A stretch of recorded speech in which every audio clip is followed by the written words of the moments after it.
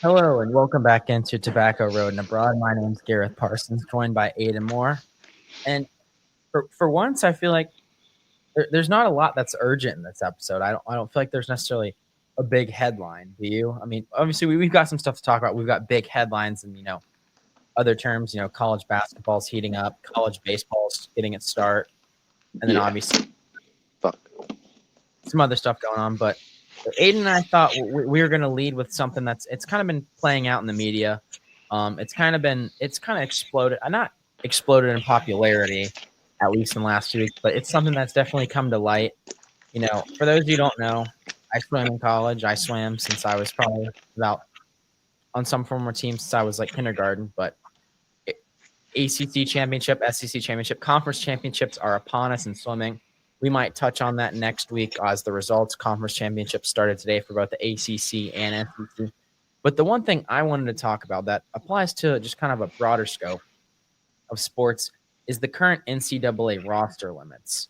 So, for those of you who don't know, there's been a proposed roster cut for NCAA that has been passed. There's varying numbers for every sport. Football is down to 100.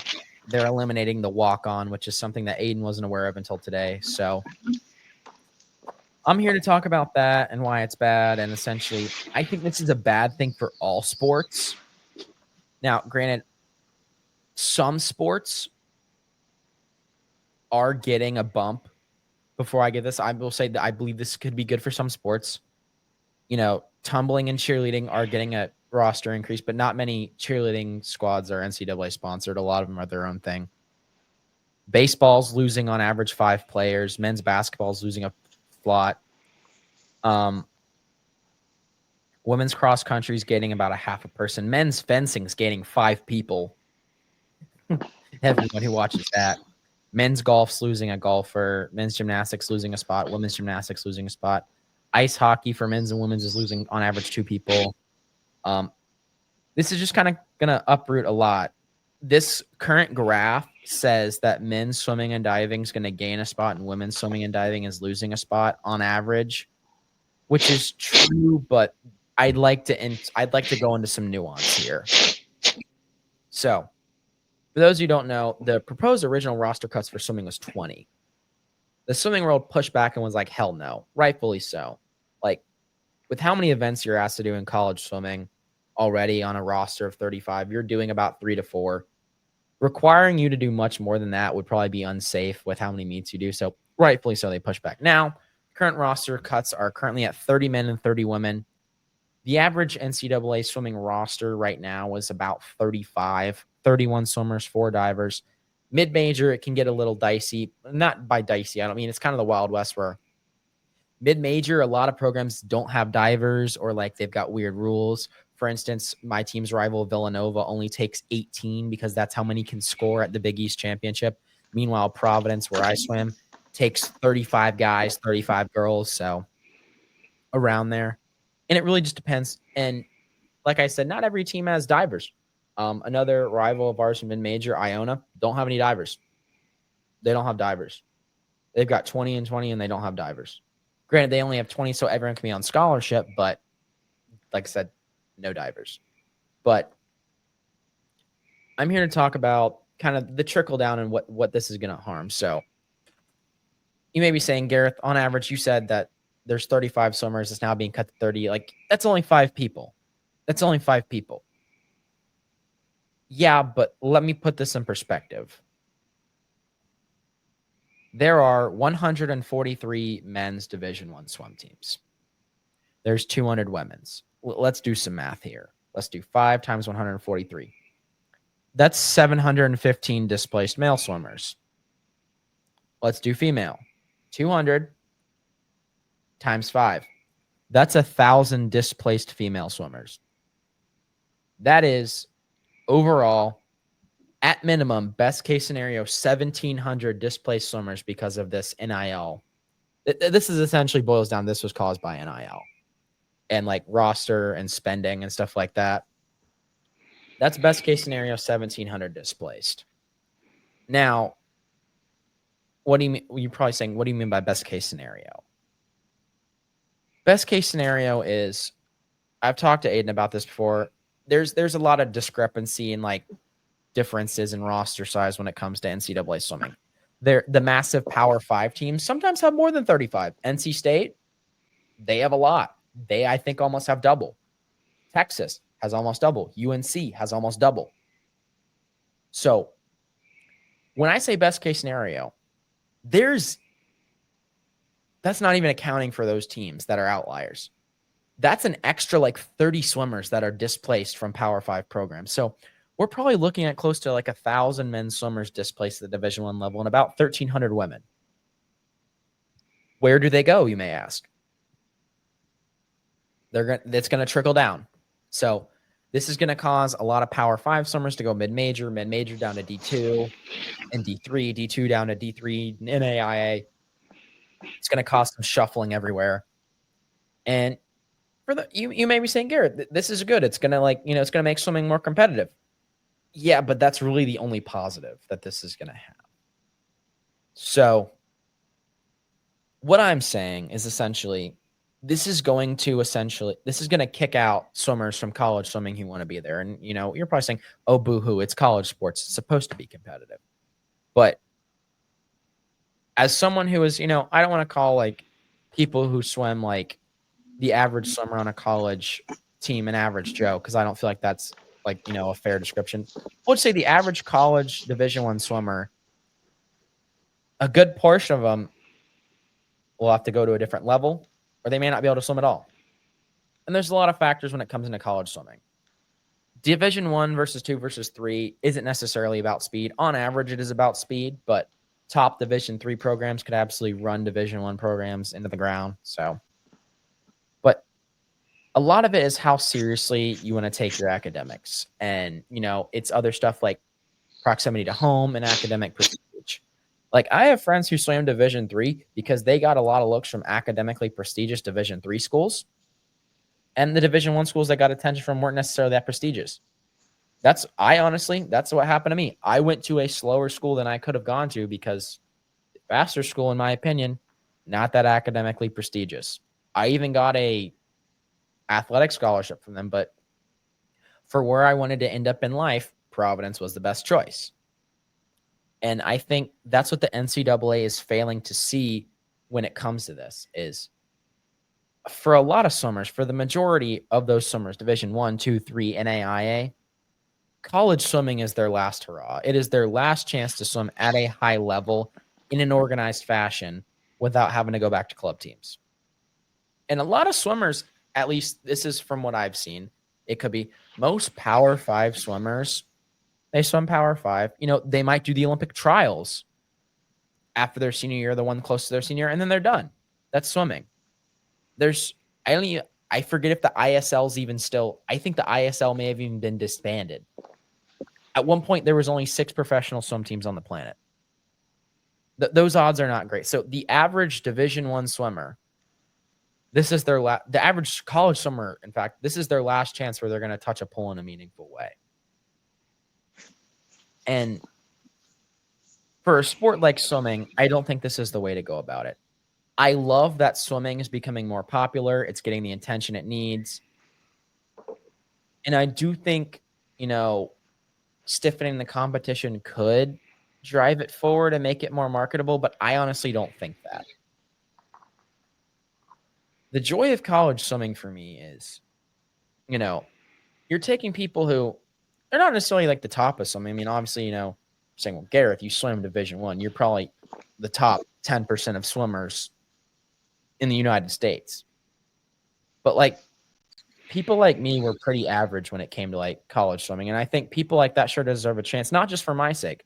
I had friends who swam Division III, like I said, for academic reasons. But because of like the trickle down this is likely going to cause, people like that aren't going to be able to swim. They're not going to have like their last hurrah.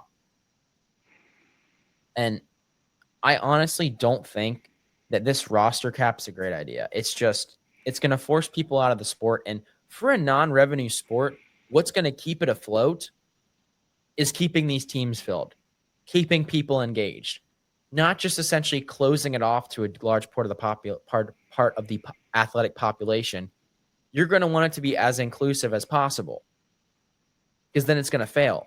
swim teams around the world, or not around the world, around the US collegiately have been struggling COVID and post-COVID. They are struggling to stay afloat. And I guess some people, and I guess the NCAA is arguing, this is the way for college swimming to survive. But after talking to people I know in the college swimming world, this is going to be the death of it. This is going to cause a lot of programs to fold. This is going to cause a lot of people to not be able to swim. So, yeah, I have a lot of thoughts about this that are kind of hard to, nail down. It's just, there's a lot that I feel wrong with it. Like, the whole point of athletics is amateurism. And I know this is coming down to, this is all related to like the, roster caps being in place because of, schools are now allowed to pay athletes directly. They're allowed to pay each athlete as much as $20 million. And this is essentially a direct result of this. And I don't agree with it. And this isn't even the worst it's going to get. So the NCAA, like I said, initially, it was a roster cap of 22. Roster cap of 22. And like I said, major pushback, great.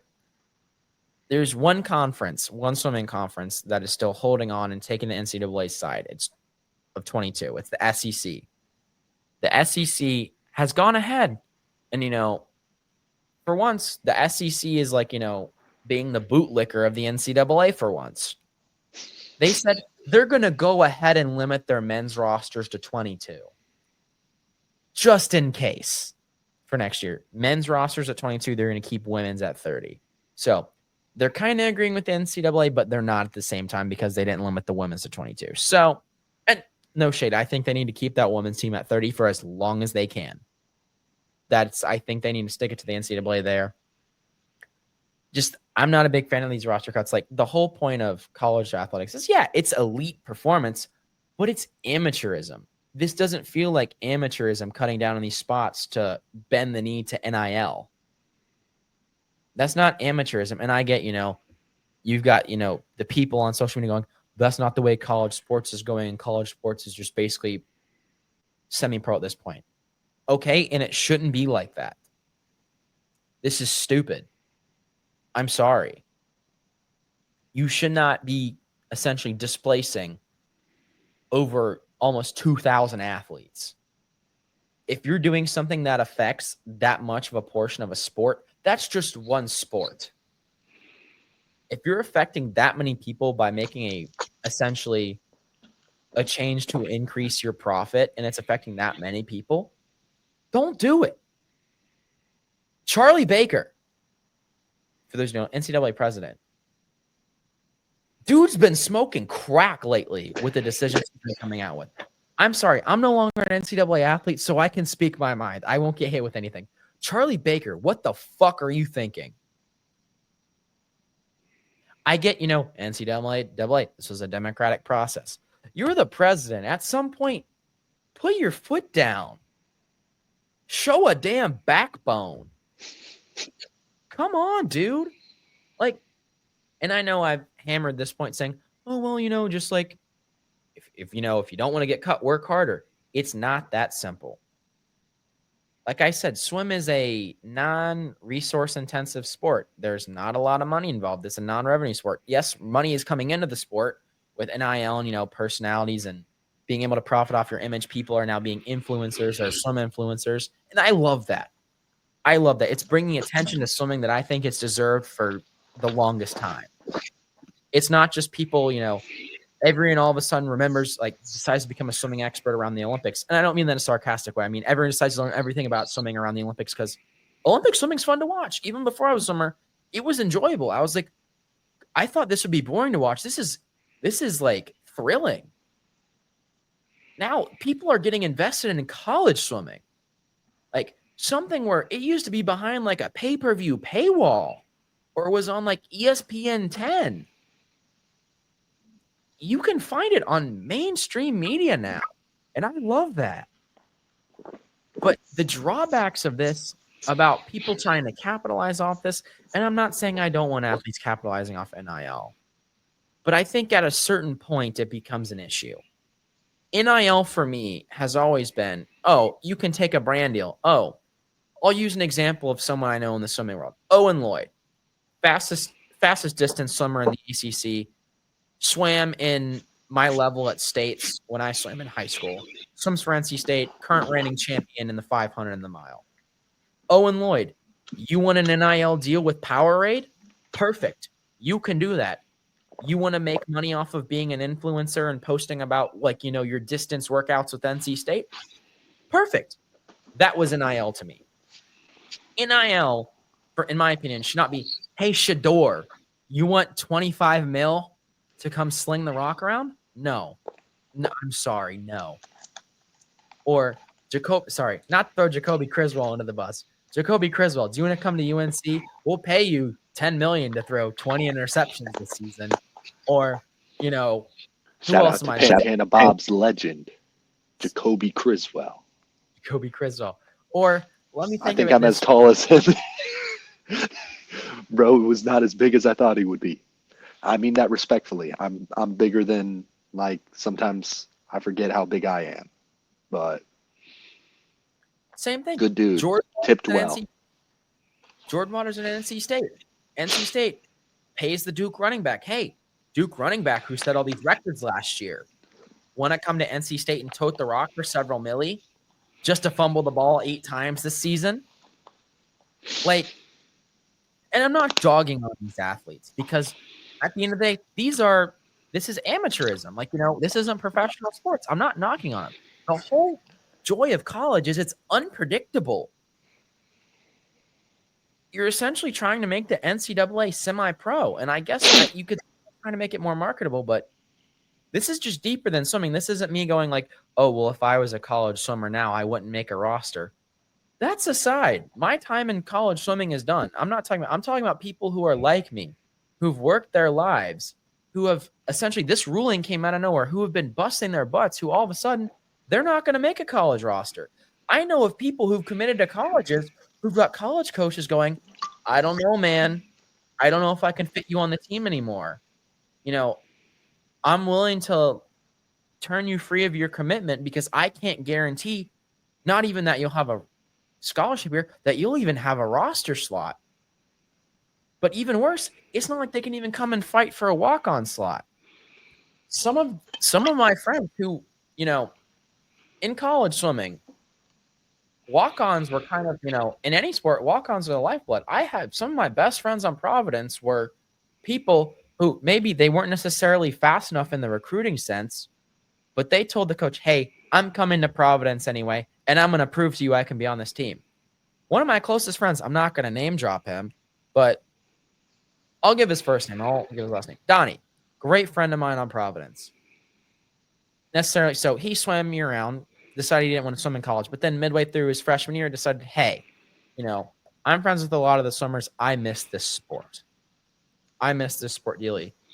He asked to join the swim team. The coach goes, hey, man, you're not really up to the standard. And he goes, give me till the start of my sophomore year. Give me till September. I will prove you wrong. What does Donnie do? Donnie fights his way on the roster. Donnie did it. Donnie get it. Donnie didn't just do that. Donnie fought his way onto the scoring roster. 18 of 35 guys get to score. Donnie fought his way onto that. So I'm not just saying this for the Donnies out there. I'm saying this for the people, this was an option I had with some schools. Is for some schools, you could say, I'm coming here. Do you have a walk-on slot for me? That's no longer possible. You can't have walk-on slots anymore. You're limited to 30, which I think this just ruins these stories. There are kids at NC State who looked at Bobby Guntro, or Bobby Guntro's now at UNCW, but look at Braden Holloway and go, yes, I'm not up to your standards, but if you let me come train as a walk-on, I will prove you wrong. And they do all the time. But that's going to be eliminated. Those people are going to be forced to go to mid-major. The people like Donnie who fought their way onto rosters are going to be forced to go to Division II. And I know that's going back to the trickle-down point, but do you get what I'm saying, Abe? I get what you're saying. I have a question. Yes. So They're just talking about scholarships. They're not talking about full scholarships. Correct. So Is roster slots. just And roster slots.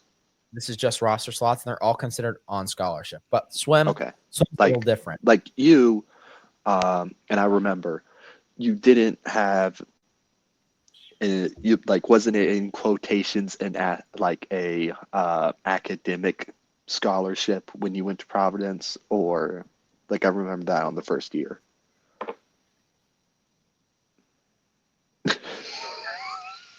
So I've been trying to ascertain that and try and figure out, because I Googled the scholarship or like searched in Providence databases. I'm the only one I've been able to find that got that scholarship, and it was named after like some former friar who worked on campus. So essentially what I was in college swimming, because there's not a lot of money, you can be on scholarship, but you're what's called a preferred walk-on, where that's where Aiden was talking about the Y- academic scholarships come Okay, in. okay. So wait, with this is preferred walk-ons still allowed? Because I know in football, preferred walk-ons are like also a lifeblood. Like I had a neighbor who was a preferred walk-on to NC State, um, and like, do preferred walk-ons still count in this? It's just like scholarship. I think that part's still being hashed out right now because this is relatively new. Because Because that's what I'm there, trying to figure out here, and that's where my main qualm is, to kind of interject now. I just don't see how like it's beneficial for any school to agree to not having walk-ons, because number one, walk-ons are a lifeblood of the team. You know, they're morale boosters. They usually help boost the team GPA, which is something that schools are trying to like brag about now. But uh, I just don't see the problem in, like, let's say we'll take swimming for example, or hell, football. Like, say feasibly, yeah, you can say 100 people on a football team, but there's like you really probably kind of need like 120 if you're counting practice squad, if you're like all these things. I don't know what's the implication with practice squad and stuff like that. Or like you can say you need 30 people on scholarship, but like if there's a student who wants to join a team, they're going to boost the GPA. They're not taking money away from anybody. Who's to say they can't join the swim team if they're good enough to swim, and they're going to do nothing but boost the team? In maybe like not in the score sheet, but they're going to boost it either way. And you're still giving the school money. I don't understand that. Like, yes, 30 people to field a swim team, but like, if you want 40 people, like, can like there be room for walk-ons where like 40, like throw in an extra 10 people that can be a walk-on? They might never see the pool in a meaningful manner. But like if they're deciding to pay the school to go there and they meet the criteria, I don't see the reason why they shouldn't be able to do that. And like there's always like one thing that like every school like has like their own little like love for like the walk-on tryouts or something like that, whereas like one of us is getting in and might try to make an impact on the team. I see that's a good thing, and I just don't understand that. I know, and I hear you when it comes to like the detriments to swim, but the NCAA is probably thinking bigger picture. And when I'm looking at the bigger picture, I'm just like, why get rid of the walk-ons? yeah, Are you really like, are you really going to like gain anything by not letting the doctor's kid who worked his butt off, like, yeah, his family has like the resources to put him in a good school, but he's working hard and he wants to be a part of the team, and are you really having a win if you're cutting that guy from the team? Like, yeah, maybe like some athletes, like I hear stories like, oh, this walk-on was a try hard. Like, yeah, there might be a little bit of a chip on your shoulder, like attitude that they have, but the general consensus is that they're like the lovable underdog that like is going at it.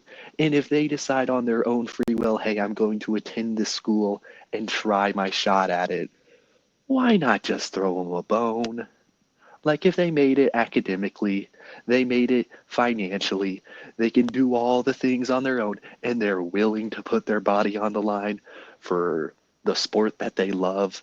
I don't see the point in like throwing it out for NIL reasons. They're not going to make NIL anyway. They don't want it for NIL. They're the one person on the team that just wants to play the damn sport. And yes, there's club sports, but if they're good enough, just throw them the damn bone. Like, Interesting thing is they're doing it just for the struggle. They're likely going to get very little reward out of this. They're like in the words that meme that I saw about Joe Rogan. Wow, you're really just doing it for the struggle. They are. They're doing it for the struggle. They're not getting rewarded. They might get some playing time. And I know some walk-ons, depending on the sport, walk-ons, depending on certain sports, do get a lot of playing time in some, but others, they don't. Football, basketball, a lot of them don't ever see the field. They're doing it just for the fucking struggle. even like D3, like if you're going to a D3 school to play football, you're kind of insane. But like hell, throw them a bone. Let them do it. Like I love it, people that are insanely dedicated to something that they love. Don't you meet somebody and they don't love anything? They don't love anything. Like I can't talk to that person. If you don't love something, if there isn't something a little bit weird about you, I can't talk to you. You gotta love something a little bit out there, or maybe not even out there. You gotta love something. Give me something. Like give me something. These are my favorite type of people. Type of people that are like, I'm insane for freaking badminton, and I want to make the badminton team of UNC. Hell yeah, man. I'm in. I don't give a shit about badminton, but hell yeah, this guy is. I'll talk, like, throw him a damn bone. If he wants to walk on for swim, that's why I love Gareth so much. No, I'm going to say it right now. This is why I love Gareth so much. I don't give a damn about swimming. I love that Gareth loves swimming so damn much. He's insane in my mind for wanting to wake up at like 4 in the morning ever since like fucking high school. And it's talking about, hey, I had to swim in the morning. And I'm like, why the hell do you do this? But I love you for this. He's fucking insane and I love him. Like this is, and you're telling me that this insane bastard can't do something that he loves, that like it's making him better. He's going to his like let Gareth made scholarship, but you're telling me that the kid that's fucking insane for swimming and loves it so much, maybe he's never going to make the Olympic team, but he just really wants to rep a school and do it, and like he wants to do it as a walk-on. That dude's insane. He's going to be getting up in the morning because for some reason swimmers have a fetish for swimming in the morning. You can't do it at night, apparently. Like they just really love swimming in the morning. I don't know. Maybe they're faster because of that. I don't know. But like you're telling me that he can't put himself through the torture that he wants to put himself to. That's why I love these people. These are the best people in the world. That like these people that are insane for a craft that they love, because I relate to that when like I'm doing something that I'm insane for, and we bond over our just mutual insanity for just the weird stuff that makes us people. I don't know. That's my rant over. Love you, You Gareth. you brought up an interesting point that I actually forgot about.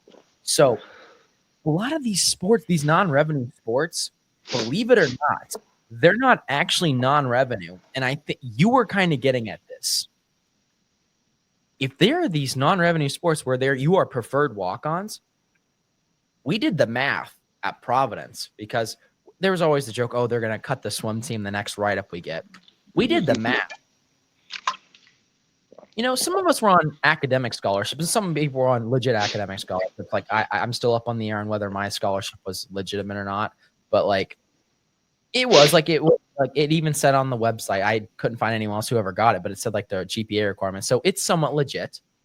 And it was like we did the math. Even with the academic scholarships we were on, they were making like $5 million in tuition off the swim team.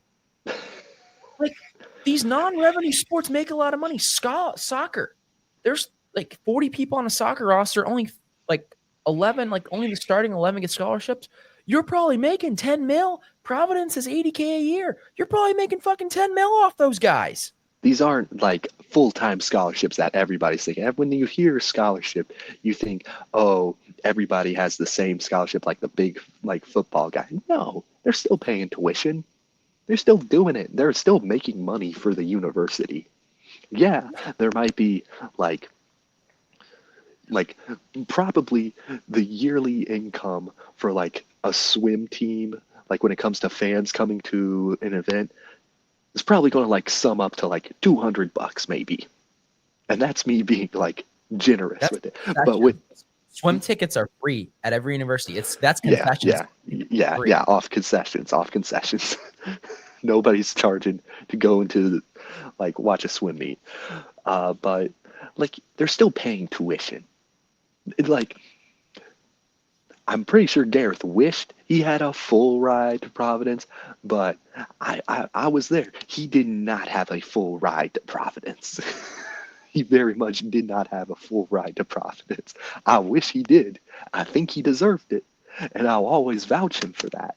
But he did not have a full. It was not handed to him. It wasn't just like, oh, Gareth, you swim good. Here, come on into Providence for free, man. Nah, man. He still had to put in the work in the academics. His family still had to put in the work with the money.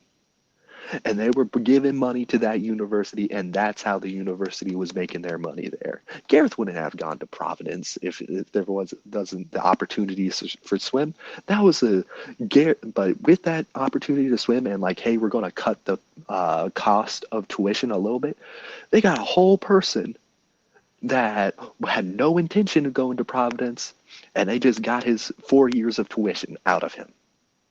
They're making money. That's a good business model. Mm-hmm. And to my last point with, these roster cuts, not just the walk-on, but, capping the rosters, I don't see why. And I disagree with capping in football, so I'm not throwing football under the bus here. These roster cuts are so, like I said, so each individual school can at least give their athletes a minimum of $20 million in NIL money. They don't have to, but that's the max. They are now. It is now legally allowed to pay each athlete at least that. But now each athlete $2 million. 20. Each athlete $20 million. And to afford this, like this is where the roster cuts are coming in. Swim 30, football 105, college baseball 35. My point is, why are you going to impose roster limits on non-revenue sports when their 90% chance are not the ones getting the majority of this money? The majority of the money is not going to be funneled towards them. I get football. You're going to have to downsize the roster to pay each of them their $20 million. I get that. I don't think that's right. I don't think that means you need to get rid of the walk-on because of that. But I'm just saying, at the very least, why are you punishing non-revenue sports like cross-country, swimming, even to an extent men's and women's soccer, even though those are scholarship sports, those are low scholarship sports. Lacrosse. What else? Any basically non-revenue sport you can think of. Why are we punishing them by imposing roster limits when I don't even think that you need to cut football down to 105? The universities clearly have money. I think this is just universities in the NCAA trying to skimp out. But in my opinion, I don't think you should be punishing the non-revenue sports for something and for money that's just not going to go to them. Like, if the whole reason behind these roster cuts is so that, they can pay the football players and basketball players their back, great. Don't impose roster cuts on teams that aren't costing you money and aren't going to see that money ever again. That's just my thing. Don't essentially punish teams for existing. And I get NIL, chase your bag. I think college athletes should be able to profit. But like I said, that's, hey, Owen, do you want a Gatorade? Do you want to take a picture with this Gatorade and, get a free case of Gatorade a month? Or, do you want to get a free $250 Nike gift card a month for your NIL deal? Or do you want us to give you, $12,000 this year to post once a month saying how much you love this Nike product? That's NIL to me. Mm-hmm. NIL to me is not punishing non-revenue sports so you can pay football players $20 million. Pay the football players what they're worth, but don't punish the revenue sports for it. That's just what I'll say for that. Yeah. So, moving on. Now that rant's over, that'll be probably one of our first, Tobacco Road shorts. So look out for that on. So now we're moving on to college basketball. We've got some games to cover, some games to preview, some rants possibly, but not too terribly long. So first of all, we've had some games that have happened over the weekend. Are there any games that catch your eye that have happened over the past week that you'd like to touch on? Just looking at my notes that I have, I think the first one that I think is like really it's just the marquee matchup of the weekend, Auburn versus Alabama. Auburn able to come away with the win. It was 1-2. That's always going to be a really big headliner, and Auburn really able to, I guess, solidify that they're the top dog of the SEC. Alabama is going to be somebody that they're going to be facing again and maybe again, depending how the SEC tournament goes. But great matchup. Auburn really able to get it done with the field goal percentage. Overall, 46.2% shooting on the field, 40% 3-point. They absolutely dominated the shot game over Alabama. The shots just were not landing for Alabama, and Auburn took advantage of it.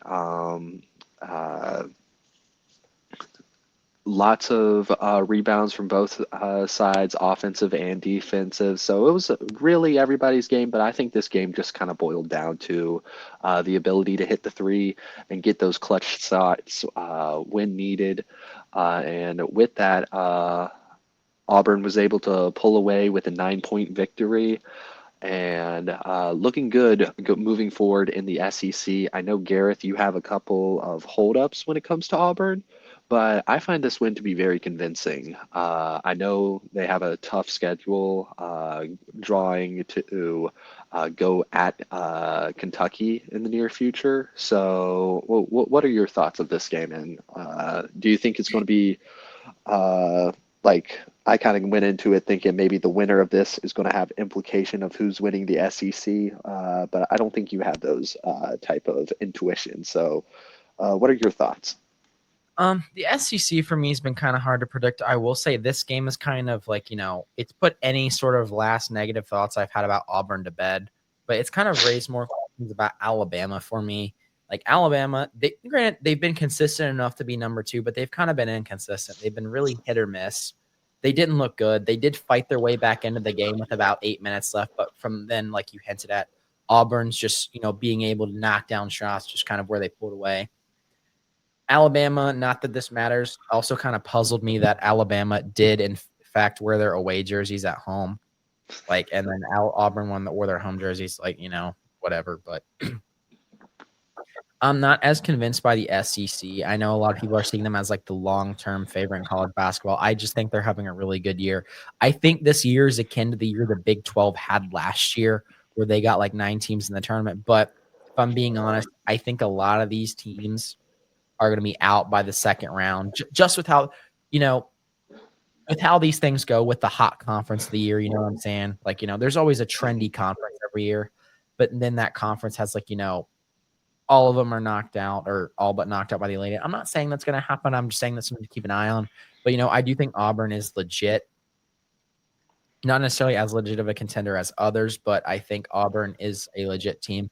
I do think there are teams that could get Auburn down the stretch, but I do think Auburn at least has the SEC regular season on lock. So, but other games from this weekend I'd like to highlight are St. John's and Creighton, two big, juggernauts in the Big East. St. John's getting it done. St. John's bouncing back after their loss to Villanova. And that game was just a tough one for, road games in any conference are hard. St. John's was bound to drop a game. So then St. John's getting their revenge on Creighton. Creighton was the only team in the Big East to have beaten St. John's. And funny enough, next, St. John's has UConn again next week, this time at home. So interesting to see how that turns out. UConn continues their slide. You're going to find this one interesting. The lowest ranked in the net Power 5 team beat the UConn Huskies this weekend, the Seton Hall Pirates. Mm-hmm. Off of a botched last play. Their point guard, not their point guard, on the inbounds pass, the point guard kind of bobbled it. Seton Hall came up with it, and the Shaheen Holloway's Pirates came away with the victory. They partied for the first time in a while there in South Orange, New Jersey. So Big East rivalry, I'm happy for them. I don't like seeing any team in any conference struggle that bad. It's just, not a good look for anyone. So that honestly is helpful. Elsewhere, obviously, NC State won for the first time in like 4 weeks, which that's great. I didn't really watch the game. I passed out on Saturday once I got home from practice, and I slept from like 11:30 to 6. However, I did wake up in time for the rivalry game that night.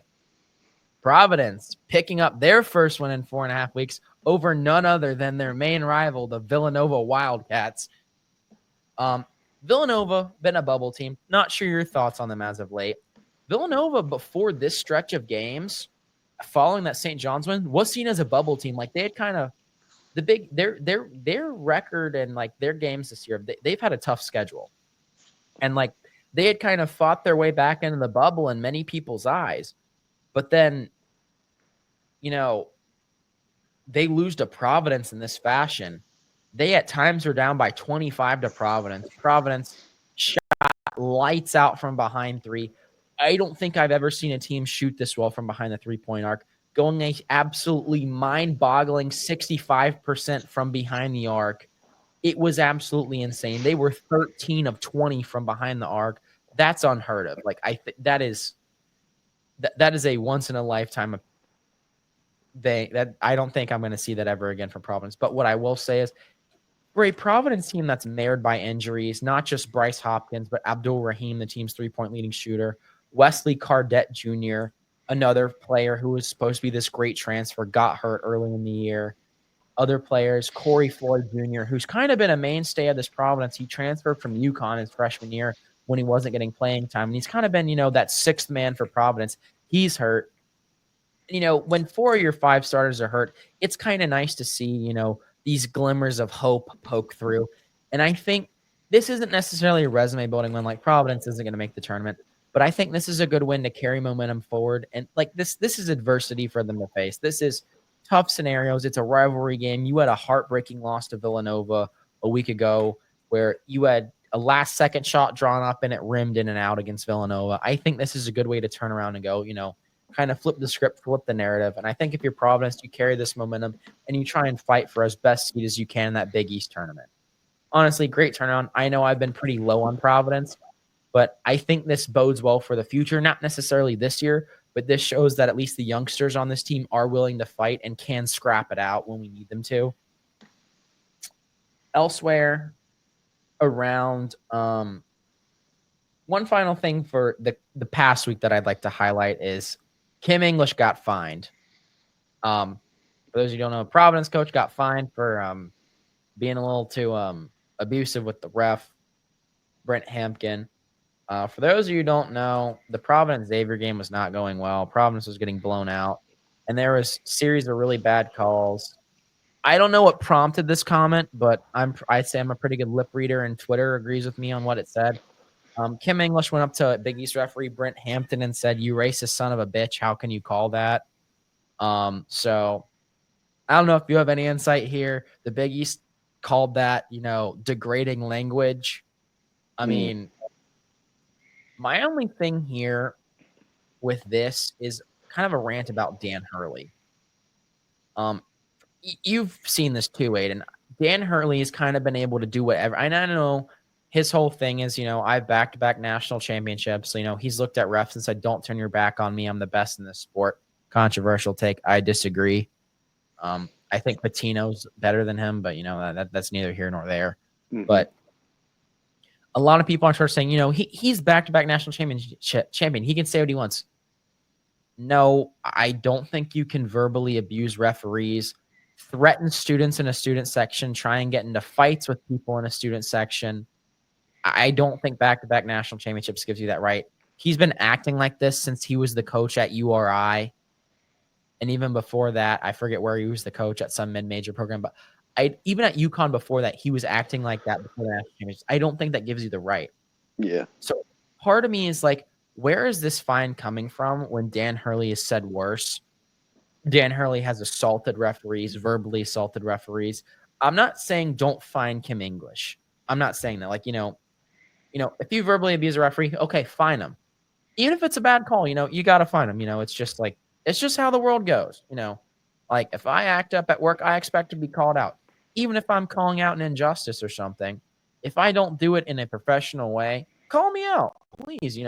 I'm all for keeping things fair, but my issue here is why haven't we seen something like this for Dan Hurley? That's just my point.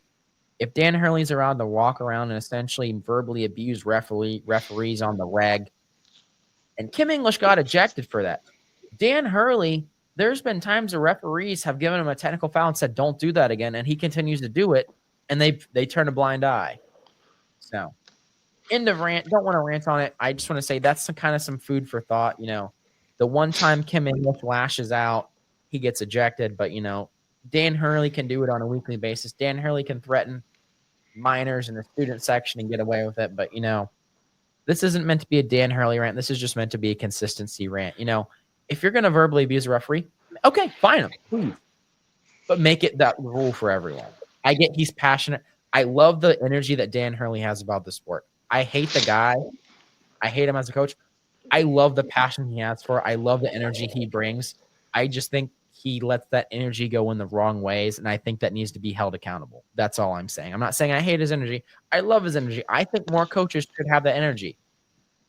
I think a good example for him to follow is who I think is the best coach in the Big East, Rick Pitino.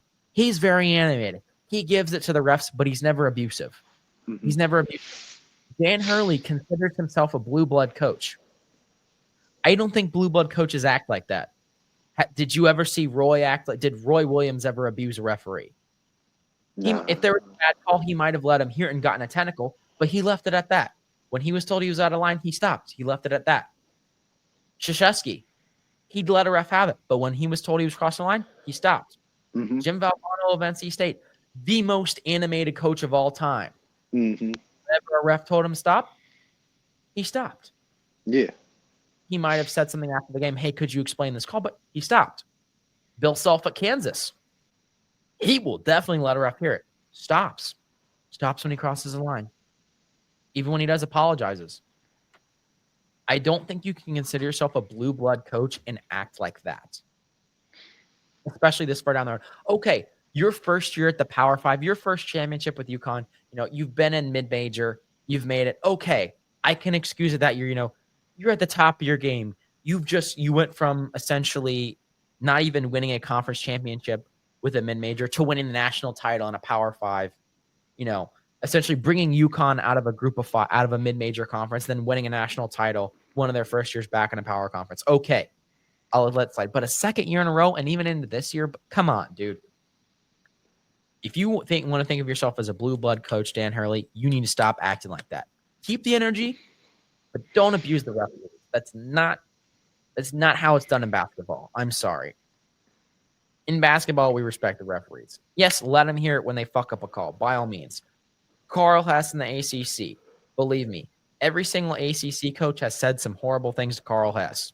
But, that doesn't make it right. Carl Hess got fired because, other issues. But, if you want to be considered a blue blood coach, have energy, have whatever, but don't abuse referees. I'm just saying. That's all I'll say on that. Yeah. Moving forward to this week, and any marquee matchups you want to keep an eye on and moving into this week and the following week? When it's just talking like future, matchups. First, like this episode's probably going to be aired after the fact, but obviously we got to mention NC State versus UNC playing this Wednesday. Uh, Interested to see how uh, both teams would fare in that matchup. I think UNC is definitely has a string of very winnable games for them, especially by the standard that they play. I look forward to see how they're going to bring the rivalry, especially considering that's in the Dean Smith Center. I'm expecting a good turnout. There are some concerns with weather in North Carolina and may impact uh, the matchup. It has happened before, as weird as it sounds, just like with the way North Carolina is. Sometimes we're just not made for traveling in snow, and it will not be unheard of to see a matchup like this being canceled, especially considering the fact that right now both teams are in a little bit of a lull. Obviously, I do give the edge to UNC because uh, they've kind of had the luck factor a little bit more and have been able to make the shots at a more consistent level. So when it comes to that matchup, obviously I'm picking UNC. But if you want to touch on that, we can touch on it. But if not, we can kind of move on to other pivotal matchups coming up. I mean, I'll touch on it a little bit. I mean, NC State obviously not having that season we've hoped for. Aiden and I talked about this off stream. The amount of like one possession losses both of these teams have had, we've done the math. If both of these teams had the opposite result in their one possession games, they'd both be 19-6. So I think both teams are better than their record state. It's like with when teams have that many one possession losses, this feels like that Nebraska team from a few years ago that was like 3-9, but like lost by 3 to Michigan, a ranked Michigan in the Big House, like lost to Ohio State by 2. Like that's just kind of what these teams feels like. I know 10-15 is an awful record, but I think the nice thing I will say the net is I feel like the net sometimes to these teams that are like that have a bunch of one possession losses. Like NC State's net ranking is not bad considering our record. Mm-hmm. I just think the issue is just one possession losses. Like 19-6, I'd take that I'd take that. Now, obviously, in a real world, we wouldn't win every single one of those one possession matchups, like you talked Yeah. about with UNC. Like, so NC State would probably be around like 15-10. NC State would probably be around where Carolina is right now. So, like, ultimately, we are where we are. We're 10-15. That's not good. We're likely going to miss the ACC tournament, but I think there was a lot of positives from the Boston College game. The shots finally started falling. The colloquial knowledge. If you're taking good shots, they'll eventually fall. But like I said, little too late on that.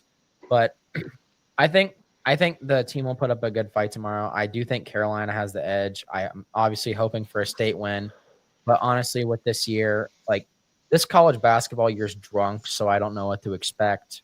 Like just with everything that's happening, so I don't know. Obviously, I'll watch the game. I'm not going to not watch it, but like, I'd love for them to win. I'm not very hopeful. I mean, obviously, like any game, I do see a path to winning. They're going to have to knock down shots, but that's really going to depend. So that's all I'll really say on it. I mean, moving on, there's a lot of really really good matchups this week that I'd like to touch on. I don't know if we can touch on all of them, but one you brought up was Tennessee versus Texas A&M. You wanna talk on that since that was one of the ones you had an idea for Tennessee Texas A&M. Absolutely. Texas A&M, we have not really covered them as much this season, but Texas A&M has kind of been, I don't want to say a team that's ranked number 7 is sneaky good, but in a team of, in a world of stacked SEC teams, Texas A&M has had a very surprisingly good run. Being able to win at Ole Miss, keeping it pretty close with Alabama, winning against Oklahoma. Some really solid turnouts in the past, especially considering getting a win against Missouri, another team that has been, I'm going to use the term sneaky good. Is just when I'm thinking of the SEC right now, I'm really mainly thinking about Auburn, Alabama, uh, maybe Tennessee, Florida. It's a very stacked SEC, and sometimes I'm having trouble figuring out who's the real top dog right now. And this game is going to go a long way in helping really determine the hierarchy of the SEC. Obviously, like a lot of SEC teams are highly ranked, but sometimes, like when it comes to like trendy conferences, as you were stating before, it's hard to tell like if it's just because we've already started to rank these teams pretty high, and we're like, oh wow, the number one team beat the number two team. That must mean something. I'm of the philosophy that rankings don't really mean much until March Madness, in my opinion, just because the latter half of the senior season is just all infighting, and it's really hard to tell like how good a conference is compared to another conference. Obviously, we can like do an eye test, but it's kind of hard to tell at times. But with Texas A&M and Tennessee, it's in Knoxville. But the matchup predictor has Texas A&M winning at 52%, so it is expected to be a very closely contingent game. Texas A&M has obviously been on a hot streak, and Tennessee as well, with one hiccup at Kentucky, which I'll give that to you. I mean, at Kentucky, that's a hard place to play. Is going to be definitely a hard matchup. Fact check though, it is not at Tennessee. It is at Texas A&M, which I think's going to be interesting, considering the fact that I have never really heard that much about the home factor when it comes to Texas A&M. Obviously, they're home to 12th man, famous for their turnout and school pride around football. I really want to see that school pride geared toward basketball this weekend. I want to see just what Texas A&M basketball is all about, and that's the main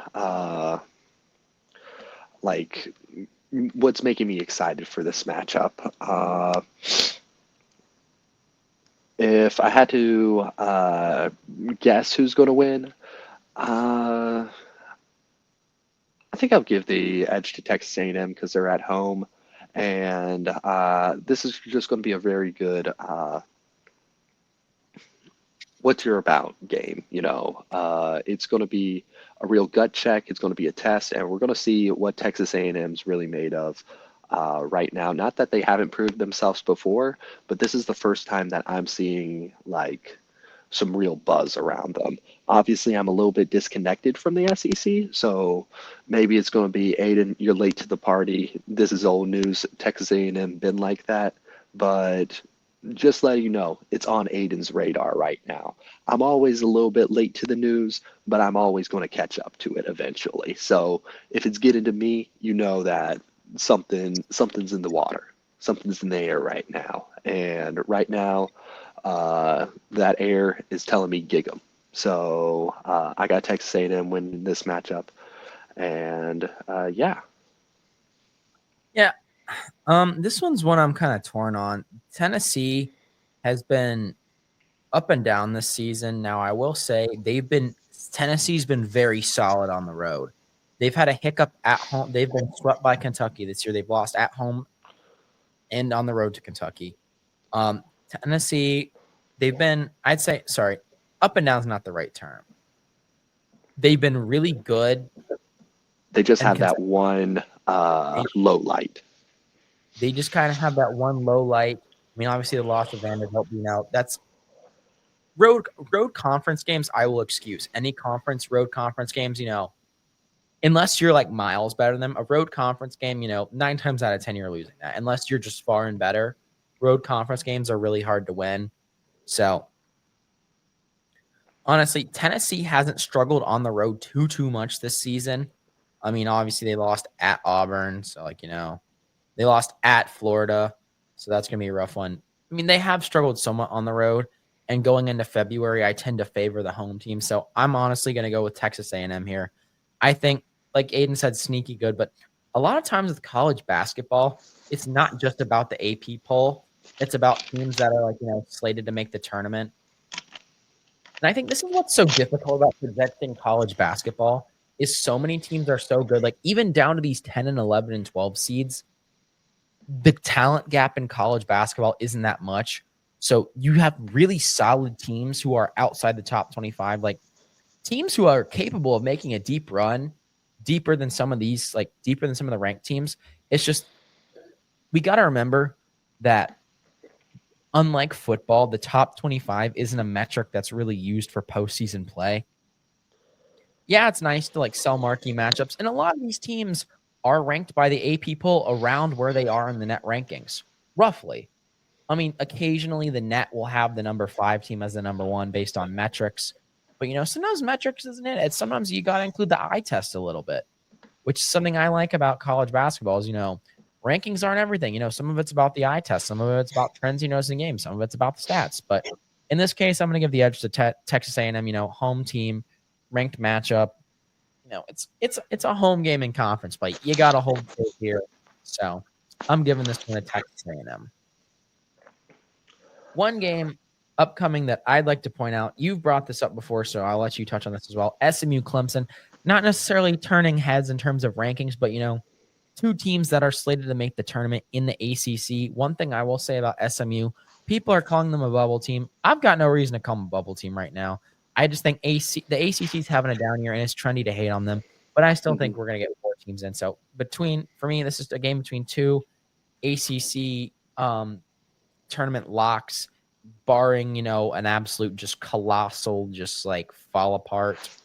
I don't think it's mathematically possible for them to collapse that bad to not make the tournament. Unless ACC non-bias is that strong. So. Well, no. Well, you were saying to make the ACC tournament with the 3-team cutoff. I don't think it's mathematically possible for SMU. Okay, because I don't think it's mathematically possible for Clemson or SMU to drop out of this tournament. No, for me, SMU is the home team here. SMU, they do have a good record. They're still kind of looking for that marquee win. They did have a bad loss at home to Wake Forest. They did lose at home to Duke.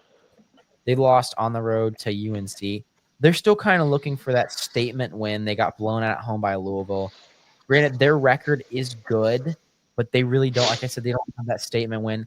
This is their chance against Clemson to get that statement win. I think this would push them over the line to make March Madness. This is really only their quad one win opportunity left outside of at Florida State. But again, that's a road conference game. But they've shown as of late, after they did lose to Wake Forest at home, but they've shown as of late they've been fine on the road. They beat Virginia Tech on the road. They beat Stanford on the road. They've really been kind of getting it done when it mattered. I mean, they beat Miami by almost goddamn 50 on the road. So from there, honestly, I'm going to give this one to Clemson. I know they've been good on the road, but I don't think their home court advantage is as good as people think it is. Clemson's got the 56% on the matchup predictor. I think Chase Hunter and Ian Shefflin are going to be too much for the SMU Mustangs, so give me Clemson. I was going to say that too. I think Chase Hunter is going to be having a pretty big game on this one if all his shots can land. He's been shooting almost at 50% on the field goal percentage, and I just don't see as as big of a point maker for SMU. Their leading scorer is Boopy Miller. Boopai? Boop. Wow. What? I don't know how you pronounce it. Just go for it, Aiden. Boopie. Boopy. Boopy Miller. There we go. You heard it first. Which averaging 13.4 points a game. But I don't think Boopy Miller is going to be taking it to Clemson this game, and I just expect a big game from Chase Hunter. So I got Clemson winning this matchup. Yeah, and I think this is the year where Brad Burnell's squad's going to kind of figure out. I mean, they did figure it out and make that, I think, was it Elite Eight or Sweet 16 run last year? But and for once, Brad Burnell's been the coach at Clemson forever, and it just feels like they're figuring out. So I know they're ACC rival, but you got to feel good for Clemson because I feel like he's starting to figure it out there. Like him and the Clemson squad are starting to figure it out. So it is kind of nice to see. So moving on. The next game. Let's see. Another game I want to touch on is St. John's and UConn, the rematch from a few weeks ago. UConn, I thought they were down and out. Then they got a nice win at a ranked Creighton, which Dan Hurley got involved with a scuffle with a fan, but we touched on that earlier. They followed it up with a loss at Seton Hall. I think they're going to come out firing on all cylinders, but ultimately I think St. John's going to be too much, obviously with Kadari Richmond and God knows who else is on this St. John's team. There's just so many there's so many stars on the St. John's team, but not stars in like a flashy way, just people who in college basketball have a way of just getting it done for me. It's just people who can get it done in the big time. And honestly, that's what Patino teams are about. They're not necessarily, we've talked about it before, they're not necessarily flashy. They're not necessarily the most fun to watch, but they get it done. RJ Lewis Jr. shoots 45% from the floor.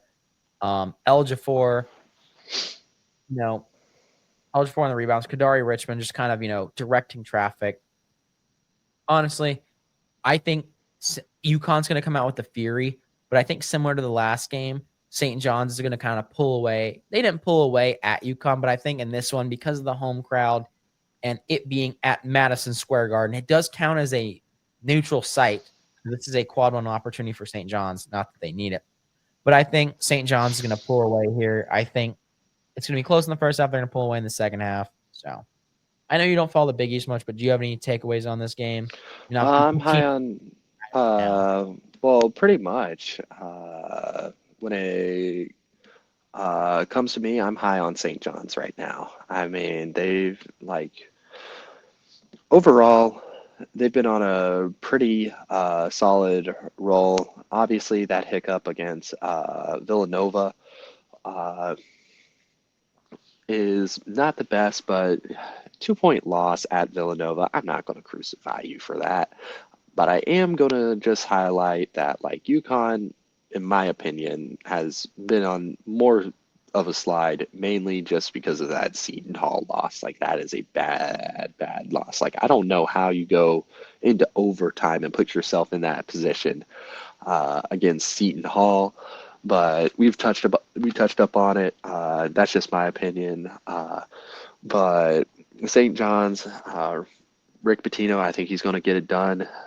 His team just playing vintage basketball, getting the good 2 point shots and keeping the ball moving around.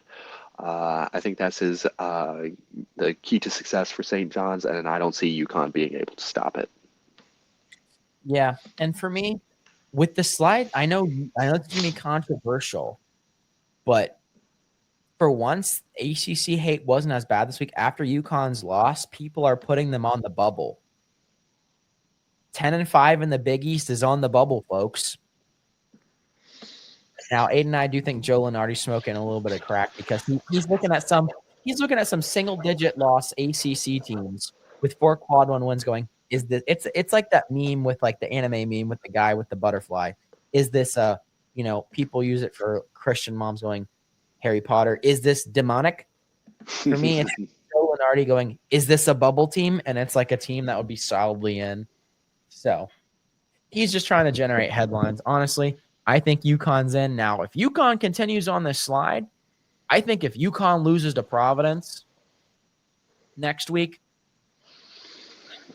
if UConn loses to St. John's, even if they beat Georgetown, loses to Providence next week, loses at home to Marquette, even if they beat Seton Hall in the final game, I think UConn misses it if they lose to Providence. Like, I think that's too many questionable losses. I think Villanova's already out too. So moving on, another game we wanted to highlight, Alabama Mizzou coming up soon. I think it is a midweek game, if I don't believe. I think that it might even be tomorrow. Do you remember? I believe so. Hang on, I had a Tonight, not tomorrow. Tonight at 9, Alabama, Missouri. Oh my God. We have such a treat in terms of the spread of games that Alabama, Missouri, the highest ranked up matchup of the week, has been pushed to the SEC network. So tomorrow night on SEC network, Missouri, Alabama. Missouri is favored by Vegas. Matchup predictor as Alabama. I've got Alabama in this one. Not that I don't trust Missouri. I just think that loss to Auburn's going to inspire them. I think Mark Sears is going to have them firing on all cylinders. Every time during Mark Sears' tenure with Alabama, we think we've seen them slipping. Last year in March Madness when they had close wins or like close wins against questionable teams, they bounced back and answered the questions the next game. So I think Mark Sears' squad's going to bounce back. I think they've reloaded from last year, and that's been evident this year. I think Mark Sears isn't the coach. I think Mark Sears is going to have a bounce back game. He averages 17.8 points a game. Grant Nelson, the other mustachio, the dynamic duo of that team, if you will, the mustachioed man that leads statistically the SEC in rebounds. I think they'll be good. So no slight to this Missouri team, but I've got Alabama on this one. I think there's just too much motivation. I think they have more to lose. Alabama wants to maintain that, Alabama only fell to 4, but they want to maintain that top 4 seed. They want to be top 4 seeds. They want to still maintain that 1 seed. So I think they've got more to lose here. Mizzou's safely in. I don't think they can jump up or jump down much. So I've got Alabama in this one. I got Alabama too. I think it's just going to be a good for Alabama. Coming off a tough loss to your rival, the next game up is always usually like a good gut check. And I think Alabama has the intangibles and everything to bring it back against a very good Mizzou team. So I'm excited to see this matchup, but I'm going to give it to Alabama. Going back to our weekend slate, I did want to highlight our teams. UNC goes up against UVA this weekend, and NC State goes up against Wake Forest. I'm very high on Wake Forest right now. I think they are. I think they're going to be putting up a really, really good game, and I do not want to be playing them right now. So tough for pull for NC State. It is at the Lenovo Center. I almost said PNC Arena. Matchup Predictor has it at a 50-50. I think that's generous in my opinion. I know I might just be a state hater, but I feel like I need to give some loves to the Demon Deacons out there just because of they had a solid win against SMU, tough loss against Florida State, and were able to rebound on the road against SMU. I think this Wake Forest team has a lot of good intangibles and solid shooting to really push them to get that win on the road. This is a really good road team, being able to win against SMU, Cal, and Stanford in the past couple games. And I don't know. I just see the Deacons, and I'm like, I don't know. I just see the Deacons, and it's just what I'm thinking about right now. Going on to UNC versus UVA. UVA, just hot and cold year. I'm not going to lie. Very tough loss to Duke, but able to get some good wins. Got exchanged wins and losses with Virginia Tech. They won at home against Virginia Tech, but lost on the road to Virginia Tech. In the words of the old school Willy Wonka, Wonka, take that, reverse it. Virginia won at Virginia Tech, but lost at home to Virginia Tech. And UVA's just been hot and cold. But that's also been the story for UNC. UNC has had been able to edge out some good wins, but also just lately, they've had some embarrassing losses. An embarrassing loss at Clemson, an embarrassing loss at Duke. I am I think this recent Syracuse win has me more high on the Tar Heels right now. And if the Tar Heels are able to build upon this momentum, I definitely see them being able to come away with a win on this one. Uh, RJ Davis and Jackson, I feel like they're going to pop off with some big like point numbers in this game. And I'm just excited to see it. So I got the Tar Heels winning it. But after, like, if you want to give your thoughts on it, I do want to give a shout out of a team that's just been on my mind lately. Yeah, I'll touch on the State Carolina game and or state games as in Carolina game. I think Carolina at home against Virginia. No, well, yes, yeah. They're at home. It's at Chapel Hill. I'm gonna give that edge to Carolina. NC State had a close loss to Virginia this season, and I think that was partially helped to like phenomenal shooting in the second half, and then just that brought the crowd back into it. So I think the crowd factor will definitely be a thing for UNC. If UNC can find some form of consistency in that game, I think they'll be fine. NC State, honestly, you know what? This Wake Forest team, they've been strong, but they haven't been as good as I thought they were going to be. Granted, they've been good on the road lately, but they've had some hiccups this season. They kind of dropped the ball at home against Duke.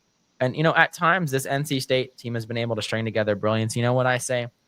I say Joe Lunardi or NC State's going to play into this Joe Lunardi ACC hate and put Wake Forest on the bubble after this one. I think NC State's going to edge out a close one. I think it's going to be one of those, kind of, demoralizing ACC games where either neither team can miss or neither team can hit a bucket. And I think NC State's going to win in close fashion. So, but I do see a world in which Wake Forest wins. Like you said, they're a strong team. I think for me, they're a candidate to win the ACC tournament. I think they're a team. They're similar to NC State last year, where it's like they've got the right pieces. It's just got to mesh. It's just got to mesh. It's just I think they're operating very well. I don't think they're operating at peak efficiency, and I think if they're able to get hot and they're able to start operating at peak efficiency, they can be scary. So I do think they're a lock for the tournament. For the NCAA tournament, I think they're definitely deserving. And especially if they can get, like I said, if they can get hot at the right moment, they can be scary. But that's all I'll touch on. So who's this team you want to shout out as of late? They were on a good streak, just lost, I would say, an out of character game for them. Joe Lunardi doesn't even have them on the bracket right now. He doesn't even have them as a bubble team right now, mainly because they're 2 games behind the head of the conference. But in their matchup with that head of the conference, it was close, but it did go to the head. So that's where the 2-game disparity is right now. I'm going to do a little bit of a dramatic build up right now. I've been watching them a lot on the during the weekend, and I see them. And this might age poorly, but I think they're going to win the CAA. And I'm not saying Cinderella run yet, because it's not even happening yet. But I see UNC Wilmington, and I'm just like, we need to highlight UNC Wilmington right now, because they are 21-6, 11-3 in conference. Just lost a very out of character game against Elon. I think but just looking at the rest of their schedule, I think this is going to be that game is a wake-up call. They lost to Elon, but the rest of their schedule, they got Hampton. That's a win. William Mary, I believe that's a win. Campbell, I believe, is a win, and Delaware is a win. They don't play Towson, which is their who is the head of the CAA right now. I just see things lining up right now. Put them in at like the 2 seed in the CAA and watch them run. Man, like Donovan Newby, like I really like him. Proficient field goal percentage, not lighting it up with the points, but I think in this conference that's okay. And he's also been very good with like passing the rock around. And Kamari McGriff is very consistent with his field goal percentage at shooting at a 65.8%. I'm sorry, like it might be out of nowhere, but I just see UNC Wilmington and I'm like, I don't know, it's something about them. Yeah, I will say one team I think out of the CAA, I see four. Like I don't think all four aren't going to make it, but I definitely see four viable teams that I think could win that tournament. I think either Towson, UNCW, Charleston, or William and Mary has a decent shot. Those four teams are all teams that have kind of beat up on each other this season. They've kind of rock paper scissors their way through it, kind of an ACC fashion almost. So any of those teams would be really exciting to watch. Any of those top four seeds I have. Honestly, I even think Campbell could win the CAA Yeah, this year. I think any of those top five seeds are a given. Not really high on Northeastern. That could just be because they're, in other sports, they're Providence's rivals. So not necessarily high on Northeastern, but maybe they could jump out of sixth place, but who knows? another big conference like game that's going under the radar right now. I want to give it a shout out. George Mason versus VCU right now. George Mason and VCU. George Mason 21-5, VCU 20-5. I think this is going to be like they're top of the A10.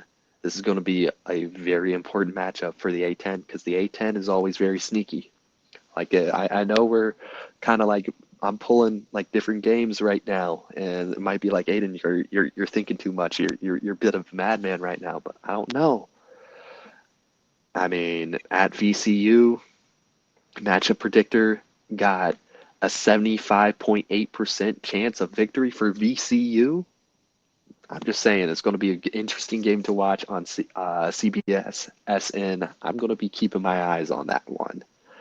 I might need to give it towards VCU, but because they are behind in conference, but both teams just been on a bit of a streak lately.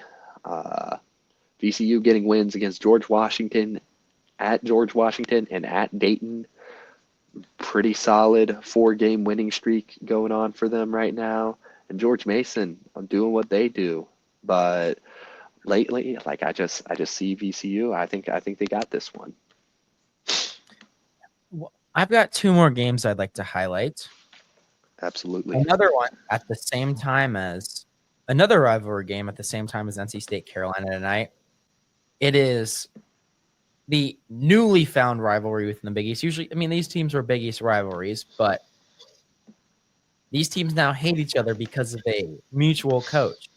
Providence and Georgetown play the second iteration tonight. Georgetown's favored by 3.5. You know what? But regardless, and while this is at Georgetown, I've got the Friars in this one.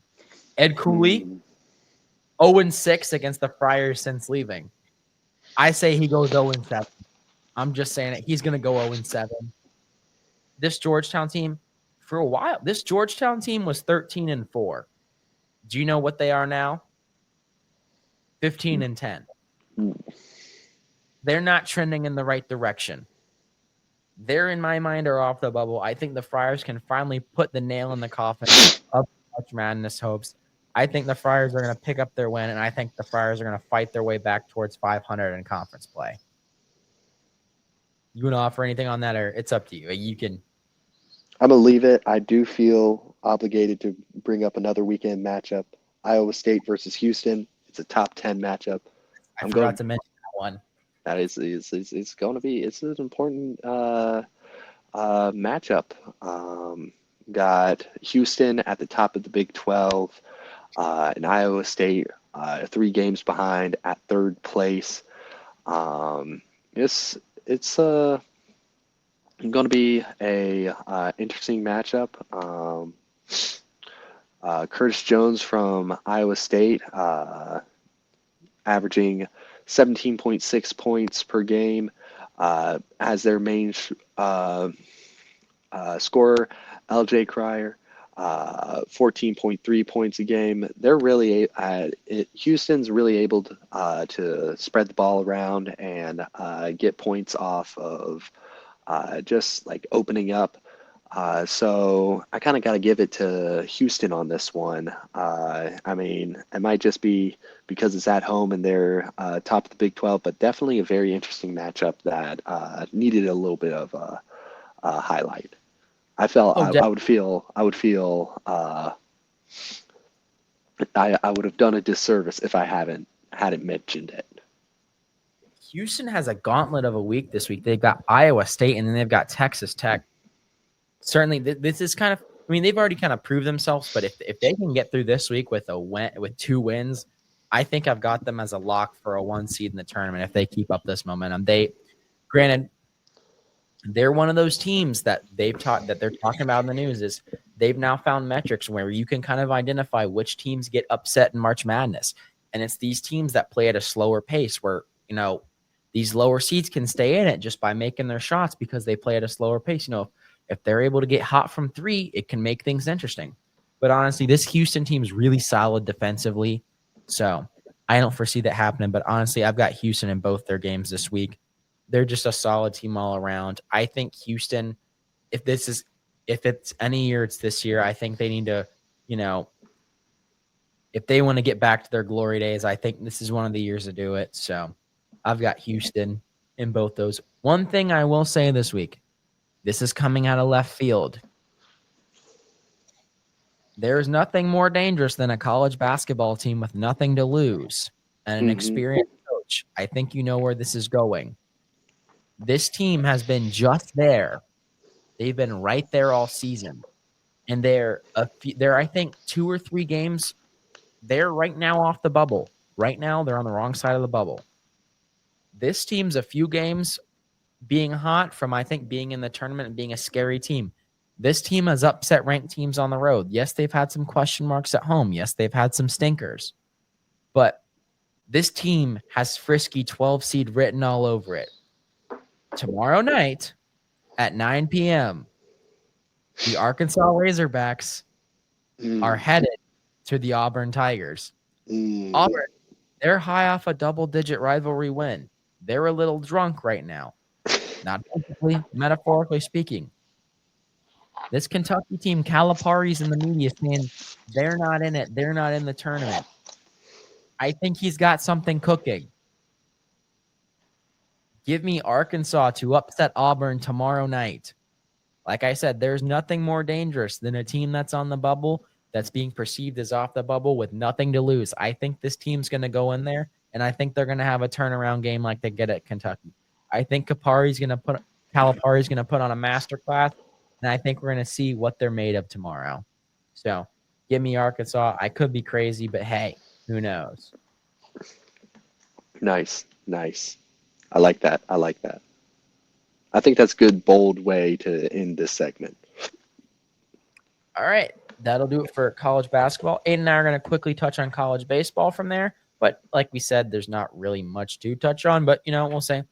So college baseball, NC State's had a solid start to the season. 3-0 sweep over Fordham. Fortunately, fell to Liberty today. Our closer just kind of fell apart. But, it's those midweek matchups. And a lot of people have finally, college baseball is getting really big right now. And it's kind of trending. And everyone in the comments says there are a bunch of upsets today. And everyone's like, oh my God, college baseball, the preseason rankings are terrible. And then I saw one comment I liked. If you think these are upsets, if you think midweek game upsets mean anything, you don't watch college baseball enough. Yeah. I think that's a little hyperbolic, in my opinion. I think it's slightly hyperbolic. They do mean something, but I think they mean less. For those of you who don't know, college baseball, the format of the season is you play a midweek game, usually non-conference, it could be a non-conference series against a rival, meaning you play Instead of playing your 3-game series over a weekend, you play your non-conference rival 3 times throughout the season as a series. Or, you play another conference team as a series midweek several times throughout the season. Your big bread and butter for the season is your weekend series, whether that be out of conference, in conference.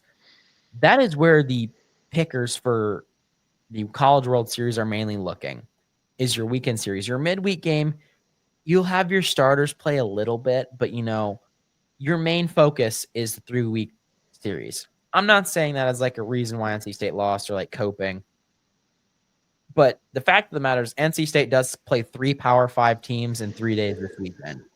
I don't think at the top of their priorities. And unlike other sports in baseball, you don't have the same starting lineup game to game. You've got different pitchers you've got to rest. So I think they've had a solid start to the season. I like where they're going. The bats were hot last game. So tonight, when the bats weren't hot, that makes kind of sense. It's usually baseball, like college basketball, it ebbs and flows. I don't know if you have any thoughts on Carolina start the season. I know they're 4-0, which is solid start. Both NC State and Carolina ranked in the top 15. So Yeah, Carolina be able to secure the sweep against Texas Tech. Starting off on Friday, they had a doubleheader. First game won 5-1. Next one was won 8-3, which led us into Saturday, where they won 4-2. Not as hot on the bats, like as you might usually expect, especially in early season matchup, but against a Power 4 or I guess Power 5 team, you can't really complain. Able to get a solid win against Kansas State tonight. Able to secure the comeback 12-9. I'm pretty happy about UNC right now. Early in the season, can't really tell, but definitely a very promising start, and I'm excited to see where it leads. This weekend, they play ECU in Durham Bulls Stadium. I might try to see if I can try to go over for one game over this weekend. I think that might be fun to watch in person. I love Durham Bulls Stadium, and ECU, traditionally a very strong baseball team, as is UNC. So I'm excited to see what the future holds, but I don't necessarily think that UNC would be getting a sweep this weekend, if that makes sense, just because I think it's a definite, it's going to be pretty hard matchup. Not that like ECU is a team that like you can't win against, or they're not even ranked, but I don't know.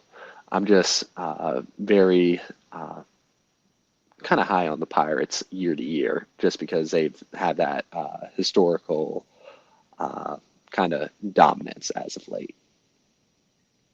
yeah, ECU, they are a solid team, I will say. So I'm not shit on them. I mean, obviously they're back and forth, but they're not someone to squawk at, but it's you know. But I will say, I think I got UNC in that series this Yeah. weekend. I think NC State goes 2-1. I think they're definitely going to win against Ohio State. The only game that I think they might drop is Alabama, but honestly, I've got faith in them. So hopefully, we come out of the weekend 3-0. The Jacks Baseball Classic down in Jacksonville, Florida. It'll be something to keep an eye on. I'll definitely keep tabs on it this weekend. I'll watch if I can. I'm not sure I'll be able to catch all 3 games, as is the nature of stuff. I don't know if I've got just 12 hours between Friday and Sunday to just set aside. So we'll see.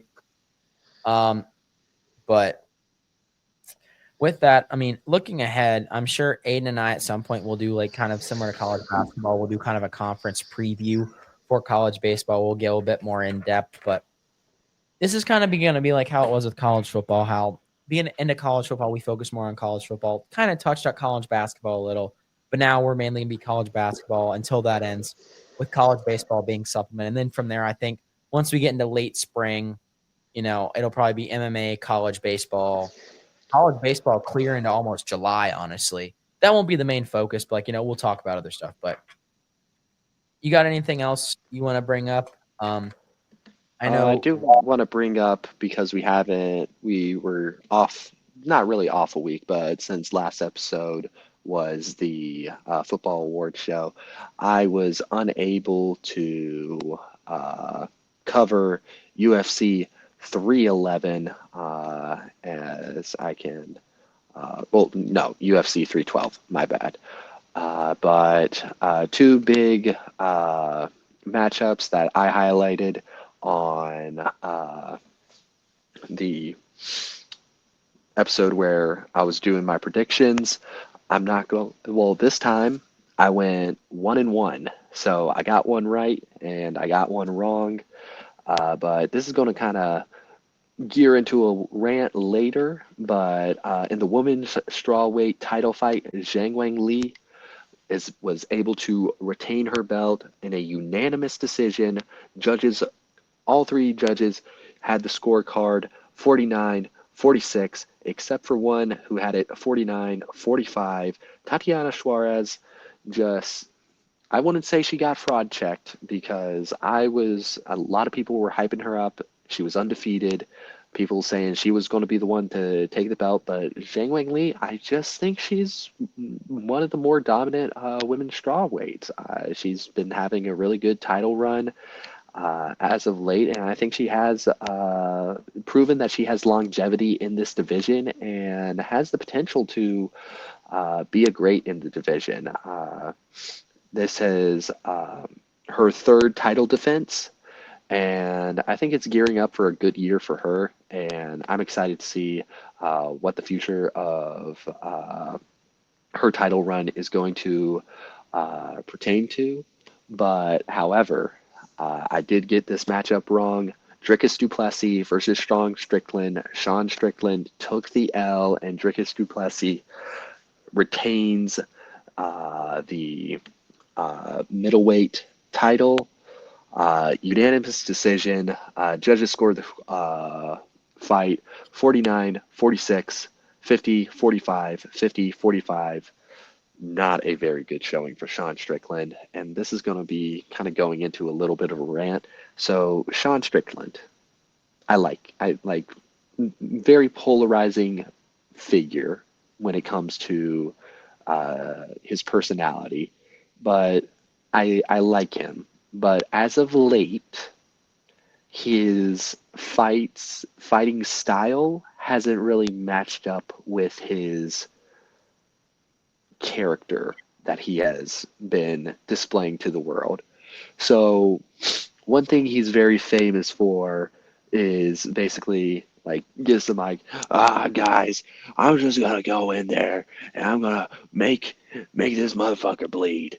Like I'm the toughest motherfucker out here, and like I just love fucking fighting, and I love bashing people. He he kind of encapsulated that in his win against Israel Adesanya, but in his last matchups, he fought Dricus du Plessis once, Paulo Costa, and Dricus du Plessis again. And the first one, I'll give it to Sean. I mean, like I kind of had him winning that fight, which is why I predicted him to win this one. But he was a little bit just he left it up to decision. He wasn't this big knockout, I'm going to make you bleed. He was very like cautious when it comes to his fight style. I'm not saying that's a bad thing. Paulo Costa, that was a split decision. He didn't really give the whole 100% thing that he's been known to give. And in this fight, he was looking like, I don't want to say he was fighting scared, but he was fighting more cautious, and I am perfectly fine with that. I'm not one of these people that's like, oh, you need to go in there, you need to get CTE or something like that. But if you make your character or your personality in fighting that you're this big rough like American man that wants things to be traditional, and I don't care about the championship, I just want to go in there and fight, and then you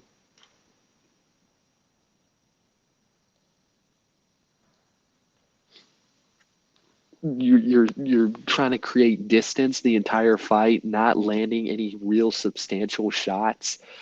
Uh, I have to say that I think like you need to reconsider a lot of things. I don't know.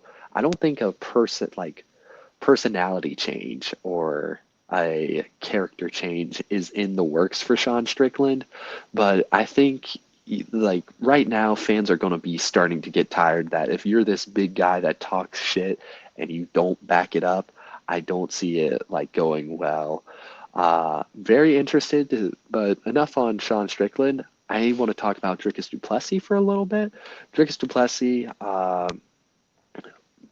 it's kind of proven me wrong. I mean, I have not been high on him whatsoever. I thought his title win against Sean Strickland one was kind of fraudulent.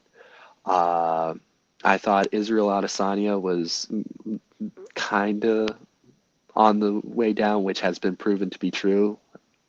But this Sean Strickland fight, I'm not going to lie, I think is a good win, and I'm excited to see what the future of the middleweight is.